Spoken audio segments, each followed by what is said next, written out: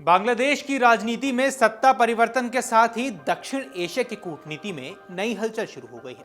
तारिक रहमान के नेतृत्व में नई सरकार के गठन के बाद ये उम्मीद जताई जा रही थी कि ढाका और नई दिल्ली के बीच पिछले कुछ समय से चली आ रही दूरी कम हो सकती है, लेकिन जैसे ही नई सरकार ने शपथ ली, तारिक रहमान ने वहां शपथ ली, क्षेत्रीय और वैश्विक शक्तियां भी सक्रिय होती नजर आ रही हैं। खासतौर पर तुर्की की तेजी ने रणनीतिक हलकों में अब कई बड़े सवाल खड़े कर दिए हैं। रहमान के शपथ लेने के 24 घंटे के भीतर ही तुर्की के राष्ट्रपति रेसिप तैयब एर्दोगान के बेटे बिलाल एर्दोगन का ढाका पहुंचना महज एक संयोग नहीं माना जा रहा है। बिलाल एक निजी विमान से पहुंचे और उनके साथ पूर्व तुर्की फुटबॉलर मेसुत ओजिल तथा तुर्की की सरकारी विकास एजेंसी TIK यानी कि Turkish cooperation and coordination agency के चेयरमैन अब्दुल्ला ईरान भी मौजूद थे। इस अचानक दौरे ने यह संकेत दिया है कि अंकारा ढाका के साथ अपने रिश्तों को और मजबूत करने के लिए तेजी से कदम उठा रहा है। ऐसे में आइए इस सवाल पर चर्चा कर लेते हैं कि क्या बांग्लादेश में नई सरकार के गठन के बाद और ये जो शक्ति प्रदर्शन हुआ है, जो शक्ति का ट्रांसफर हुआ है, जिसको हम कहते हैं पावर ट्रांसफर, इस पावर ट्रांसफर के बाद क्या तुर्की कोई नई चाल चलने वाला है? नमस्कार, आप देख रहे हैं अमर उजाला, मैं हूं आपके साथ साहिल सुयाल। अब विश्लेषकों का मानना है कि मोहम्मद यूनुस के कार्यकाल में भारत और बांग्लादेश के रिश्तों में ठंडापन आ गया था। उस दौर में ढाका ने चीन और पाकिस्तान जैसे देशों के साथ अपने संबंधों को आगे बढ़ाने की कोशिश की थी। पाकिस्तान और बांग्लादेश के बीच लंबे समय के बाद सीधी उड़ान सेवा शुरू होना, उच्च स्तरीय अधिकारियों के परस्पर दौरे और रक्षा सहयोग की बातचीत, अब इन सब ने संकेत दिया कि ढाका अपनी विदेश नीति में संतुलन बदल रहा है। भारत के लिए यह रणनीतिक चिंता का विषय बना। अब जब सत्ता परिवर्तन के बाद ये उम्मीद जगी कि भारत बांग्लादेश संबंधों में सुधार हो सकता है, उसी समय तुर्की की सक्रियता ने समीकरणों को और ज्यादा जटिल बना दिया। बिलाल एर्दोगन के नेतृत्व वाले प्रतिनिधिमंडल ने ढाका यूनिवर्सिटी में एक नए मेडिकल सेंटर का उद्घाटन किया। यह परियोजना TIK द्वारा वित्त पोषित थी। गौरतलब है कि यह फंडिंग उस समय दी गई है जब जमात इस्लामी की छात्र इकाई इस्लामी छात्र शिविर ने Dhaka university central students union के चुनाव में जीत दर्ज की थी।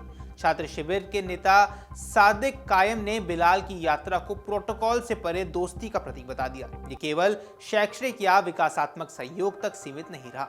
बिलाल एर्दोगन का कॉक्स बाजार स्थित रोहिंग्या शरणार्थी शिविर का दौरा भी प्रस्तावित है। रोहिंग्या मुद्दा अंतर्राष्ट्रीय स्तर पर संवेदनशील है और तुर्की लंबे समय से इस विषय पर सक्रिय रहा है। ऐसे में इस यात्रा को मानवीय सहयोग के साथ साथ रणनीतिक संदेश के रूप में भी देखा जा रहा है। तुर्की और बांग्लादेश के संबंध हाल ही के वर्षों में रक्षा और सुरक्षा सहयोग के क्षेत्र में तेजी से बढ़े हैं। शेख हसीना सरकार के पतन के बाद अंकारा और ढाका के बीच संवाद और ज्यादा गहरा हुआ है। रक्षा खरीद के मामलों में तुर्की बांग्लादेश के लिए एक महत्वपूर्ण साझेदार लगातार बनता जा रहा है। अब रिपोर्ट्स के अनुसार बांग्लादेश ने लगभग $600 मिलियन के गवर्नमेंट टू गवर्नमेंट समझौते के तहत तुर्की में निर्मित 6 T-129 ATA अटैक हेलीकॉप्टर खरीदने की मंजूरी दी है।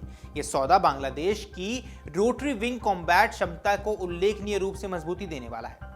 बांग्लादेश मिलिट्री फोकस की रिपोर्ट के मुताबिक तुर्किश एरोस्पेस इंडस्ट्रीज यानी कि TAI के फ्लाइट टेस्टिंग डायरेक्टर आरिफ अतेज की ढाका यात्रा के बाद इस खरीद की पुष्टि हुई है। उन्होंने ढाका कैंटोनमेंट में आर्म्ड फोर्सेस डिवीजन के principal staff officer lieutenant general SM Kamrul Hasan से मुलाकात की थी। अब यह संकेत देता है कि रक्षा सहयोग केवल प्रस्ताव तक सीमित नहीं है, बल्कि व्यवहारिक रूप भी ले रहा है।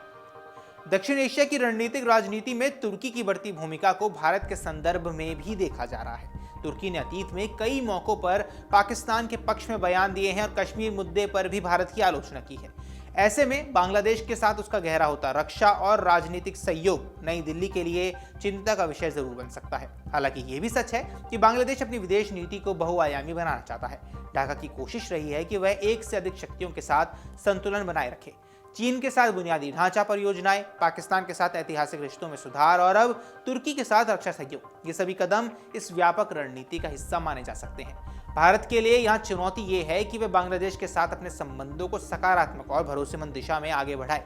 सीमा प्रबंधन, व्यापार कनेक्टिविटी और ऊर्जा सहयोग जैसे मुद्दे दोनों देशों के साझा हित में हैं। यदि नई सरकार के साथ संवाद मजबूत होता है तो क्षेत्रीय स्थिरता के लाभ मिल सकता है। फिलहाल बिलाल एर्दोगन का त्वरित यात्रा और रक्षा सौदे की चर्चा ने यह स्पष्ट कर दिया है कि बांग्लादेश केवल घरेलू राजनीति के बदलाव से नहीं बल्कि व्यापक भू राजनीतिक प्रतिस्पर्धा के केंद्र में भी है। आने वाले महीनों में यह देखना काफी महत्वपूर्ण रहने वाला है कि तारिक रहमान की सरकार किस दिशा में अपनी विदेश नीति को आगे बढ़ाती है। क्या वो संतुलन की नीति अपनाती है या किसी विशेष धुरी की ओर झुक जाती है। दक्षिण एशिया में शक्ति संतुलन लगातार बदल रहा है। बांग्लादेश अपनी रणनीतिक स्थिति और आर्थिक संभावनाओं के कारण इस खेल का एक अहम खिलाड़ी बन रहा है। ऐसे में हर कूटनीतिक कदम, चाहे वह मेडिकल सेंटर का उद्घाटन हो या अटैक हेलीकॉप्टर की खरीद, अपने भीतर दूरगामी संदेश समेटे हुए है। ऐसे में अब नजरें बांग्लादेश की तारिक रहमान सरकार पर भी हैं और भारत पर भी है कि आखिर भारत इस पर कैसी प्रतिक्रिया देता है और भारत की आगे की रणनीति क्या कुछ रहने वाली है। बाकी आपको क्या कुछ लगता है